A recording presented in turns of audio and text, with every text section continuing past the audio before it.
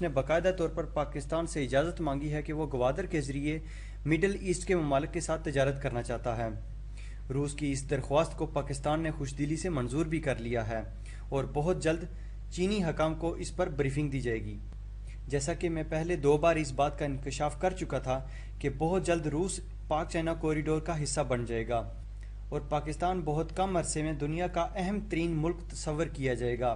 पाकिस्तान के इजाज़त देने के बाद रूसी इंटेलिजेंस का एक गिरोह इसी हफ्ते ग्वादर का मुआयना भी कर चुका है। अब आते हैं ग्वादर तक रसाई रूस के लिए क्यों ज़रूरी है। रूस दुनिया का सबसे बड़ा मुल्क है और अपनी इकॉनमी को बेहतर करने के लिए मिडल ईस्ट में बहुत से ममालिक से तजारत करना चाहता है, मगर अभी तक मिडल ईस्ट तक पहुंचना रूस के लिए बहुत मुश्किल है, क्योंकि इन ममालिक तक पहुंचने के लिए रूस जिन समुद्री रस्तों का इस्तेमाल करता है वो तकरीबन बर्फ़ से ढके हुए हैं और इस हालत में तजारत मुमकिन नहीं। रूस को कई हफ्ते दरकार होते हैं। बहरे अरब को गर्म पानी तस्वर किया जाता है क्योंकि ये समुंदर सारा साल माया शक्ल में रहता है और तजारत के लिए इंतहाई मौजू है।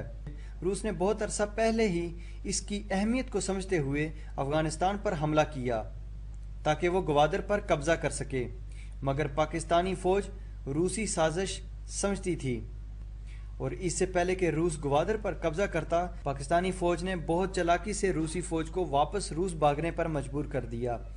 अगर रूस अपने मकसद में कामयाब हो जाता तो यकीनी तौर पर आज भी रूस सुपर पावर होता, मगर अब रूस जैसी ताकत भी ये समझती है कि पाकिस्तान से दुश्मनी करके वो अपने मकासद में कामयाब नहीं हो सकता। लिहाजा क्यों ना ये मकसद पाकिस्तान का दोस्त और खैर ख्वाह बनकर पूरा किया जाए। लिहाजा रूस ने बहुत समझदारी से काम लेते हुए पाकिस्तान से इस मंसूबे का हिस्सा बनने की दरख्वास्त कर दी। इसके अलावा मैं ये भी बता चुका हूँ कि जो ममालिक इस राहदारी का इस्तेमाल करेंगे वो यकीनी तौर पर पाकिस्तान को मजबूत देखना चाहेंगे और नतीजा आपके सामने है कि रूस ने दरख्वास्त के साथ पाकिस्तान को ये पेशकश भी कर दी है कि रूस पाकिस्तानी दफा को मज़ीद मजबूत करने के लिए जदीद हथियार भी देने के लिए तैयार है। पाकिस्तान को दुनिया से अलग और अकेला करने की भारतीय साजिश बहुत बुरी तरह नाकाम हो चुकी है और इसका सबूत आपके सामने है कि भारत अपने देरीना दोस्त रूस का पाकिस्तान की तरफ झुकाव भी ना रोक सका। आखिरकार पाकिस्तान के खिलाफ हर भारतीय साजिश नाकाम होने के बाद भारत ने यह फैसला किया है कि वो पाकिस्तान का पानी रोकेगा और इससे ये साबित होता है कि भारत ये घटिया हरकतें इसलिए कर रहा है क्योंकि कोई भी मुल्क पाकिस्तान के खिलाफ भारत की बात सुनने को तैयार नहीं।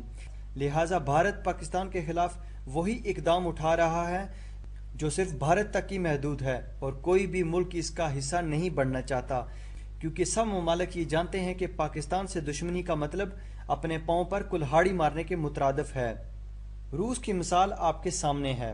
हालांकि रूस को पाकिस्तान का दुश्मन भी तस्वर किया जाता रहा है और अफगान जहाद के बाद रूस ने पाकिस्तान पर पाबंदियां लगाकर अपनी दुश्मनी का सबूत भी दिया, लेकिन जब रूस ने यह समझा कि जिस मकसद के लिए इसने अफगानिस्तान पर हमला किया वही मकसद अब वो पाकिस्तान की तरफ दोस्ती का हाथ बढ़ाकर पूरा कर सकता है, लिहाजा रूस 1 साल पहले ही पाकिस्तान पर आयद पाबंदियां उठा चुका है। रूस पाकिस्तान में सरमायाकारी भी करना चाहता है। अब आते हैं पाकिस्तान को पाक चाइना कॉरिडोर से मुमकिन फ़ायदे की तरफ।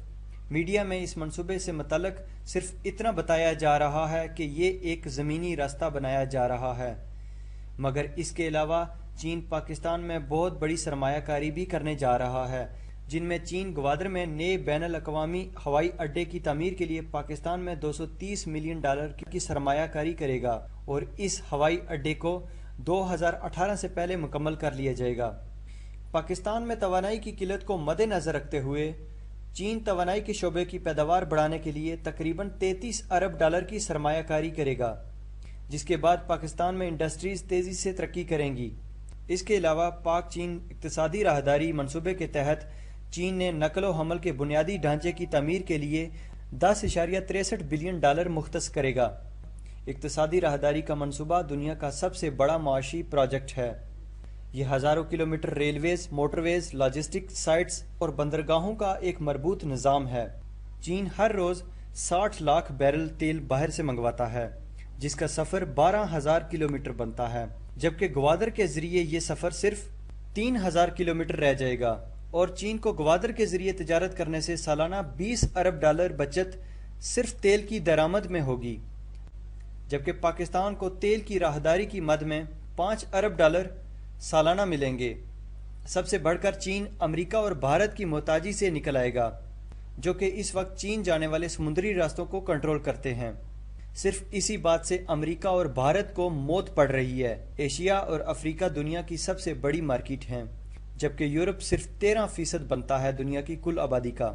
روس اور مڈل ایسٹ یعنی وسطی ایشیائی ممالک گوادر کی بدولت بہت جلد پاکستان پر انحصار کریں گے۔ ایک اندازے کے مطابق 80,000 ٹرک روزانہ چین، روس اور سینٹرل ایشیا کے ممالک سے گوادر کی طرف آمد و رفت کریں گے۔ پاکستان کو صرف ٹول پلازے کی مد میں 25 سے 30 ارب روپے سالانہ آمدنی ہوگی۔ اقتصادی راہداری کے قریب بہت سے انرجی زون بھی بنیں گے اور وہاں کام کرنے کے لیے چین سے زیادہ سستی افرادی قوت بھی میسر ہوگی۔ 3000 کلومیٹر کے لمبے روٹ پر صرف کینٹین، ٹائر پنکچر اور ڈسپنسری وغیرہ کی مد میں ہزاروں پاکستانیوں کو روزگار مل جائے گا۔ یہ روزگار کے مواقع پاکستان کے غریب عوام، خاص طور پر بلوچوں کا معیار زندگی بہتر کریں گے۔ بلوچستان کے جو نوجوان دوسرے ممالک کی خفیہ ایجنسیوں کے ہتھے چڑھ کر ان کے کرندے بن چکے ہیں، ان کے لیے زندگی سنوارنے کے لیے یہ بہترین موقع ہے۔ آنے والے وقتوں میں بلوچستان کو پوری دنیا کی توجہ ملنے والی ہے۔ پاکستان کا سب سے بڑا اور امیر ترین صوبہ بلوچستان پاکستان کے دوسرے صوبوں کی نسبت زیادہ ترقی یافتہ ہوگا۔ بلوچستان کی ترقی کے بعد بھارتی سازشیں دم توڑ جائیں گی۔ یہ منصوبہ مکمل ہونے کے بعد بھارت کو اپنی جان کے لالے پڑ جائیں گے۔ کچھ دن پہلے بھارت نے گوادر منصوبے کو نقصان پہنچانے کے لیے ایک نہایت ہی گھٹیا اور خطرناک حرکت کی۔ بھارتی ایٹمی ابدوز پاکستان کی طرف بڑھ رہی تھی، جس کے دو مقاصد تھے۔ ایک مقصد 15 سے 20 یا اس سے بھی زیادہ کلبھوشن طرز کے لوگ گوادر کے ساحل کے قریب چھوڑنا تھا، اور دوسرا مقصد پاکستان نیوی کی جاسوسی کرنا تھا۔ اس وقت چینی نیوی اور پاکستان نیوی اپنی مشقوں میں مصروف تھیں۔ مشقوں کے دوران ہی بھارتی ایٹمی ابدوز کا پتہ چلا لیا گیا تھا، لہٰذا پاک نیوی نے اس کی مانیٹرنگ شروع کر دی۔ کئی گھنٹے گزرنے کے بعد جب پاکستان کی حدود کے انتہائی قریب آ گئی تو اس کا استقبال کرنے کے لیے پاکستان نیوی کھڑی تھی۔ اس کے بعد بھارتی ایٹمی ابدوز کو پاکستانی حدود میں داخل ہونے سے روک دیا گیا۔ بتایا جا رہا ہے کہ اگر اس دن پاکستان اس ابدوز کو تباہ کر دیتا تو دونوں ممالک میں جنگ شروع ہو سکتی تھی، اور جو محنت اور توجہ اقتصادی راہداری کو دی جا رہی ہے ضائع ہو جاتی۔ اس حرکت کے بعد چین نے یہ فیصلہ کیا کہ وہ پاکستان کو اسٹیلتھ فریگیٹ دے گا، اور مستقبل قریب میں پاک چین نیوی کی کمانڈ اس پانی پر مضبوط ہو جائے گی۔ اس کے علاوہ گوادر کی سیکیورٹی کے لیے پاکستان نے ترکی سے فوراً فاسٹ اٹیک اسٹیلتھ بوٹس لینے کا فیصلہ کیا ہے، جنہیں ممکنہ طور پر ٹیکنالوجی ٹرانسفر کی بنیاد پر حاصل کیا جائے گا۔ اقتصادی راہداری کی بدولت پاکستان دنیا کا بااثر ترین ملک بننے جا رہا ہے، اور آنے والے کچھ سالوں بعد دنیا کے فیصلوں میں پاکستان کی رائے ضروری سمجھی جائے گی۔ تمام مسلمان ملک پاکستان پر فخر کریں گے۔ اقتصادی راہداری پر کام شروع ہونے کے بعد واضح طور پر دنیا کی نظریں گوادر پر مرکوز ہیں۔ یہی وجہ ہے کہ دشمن کو پاکستان کا مستقبل نظر آ رہا ہے، اور دشمن نہیں چاہتا کہ پاکستان کی اہمیت میں اضافہ ہو۔ ہمارا دشمن جنگ کر کے ہمیں واپس پیچھے دھکیلنا چاہتا ہے۔ اس وقت پاکستان کو جنرل راحیل شریف ہی کی طرح کی سیاسی لیڈرشپ کی ضرورت ہے، جنہوں نے اپنے ذاتی مفاد سے بالا تر ہو کر دن رات پاکستان کے لیے محنت کی۔ موجودہ سیاسی قیادت انتہائی نااہل ہے، اور یہی وجہ ہے کہ چین نے یہ منصوبہ اور اس کی حفاظت کی ذمہ داری پاکستان کی آرمی کے حوالے کر رکھی ہے، اور پاک آرمی کی کارکردگی سے چینی حکومت پوری طرح سے مطمئن ہے۔ چین چاہتا ہے کہ گوادر کو ممکنہ لاحق خطرات سے بچانے کے لیے چینی نیوی پاک نیوی سے مل کر کام کرے۔ اس سلسلے میں ابتدائی کام شروع کر دیا گیا ہے۔ پاک نیوی کو انتہائی خطرناک ہتھیاروں سے لیس کیا جا رہا ہے۔ جدید جنگی جہاز کراچی شپ یارڈ میں تیزی سے تیار کیے جا رہے ہیں، اور چند سالوں میں پاکستان اسٹیلتھ ابدوز بھی بنانے کے قابل ہو جائے گا۔ اس مشن کے بعد پاکستان اور چائنا اپنی سیکنڈ سٹرائک کیپیبلٹی میں اضافہ کرنے کے لیے ایک دوسرے کی سرزمین پر آرمی بیسز بھی بنائیں گے۔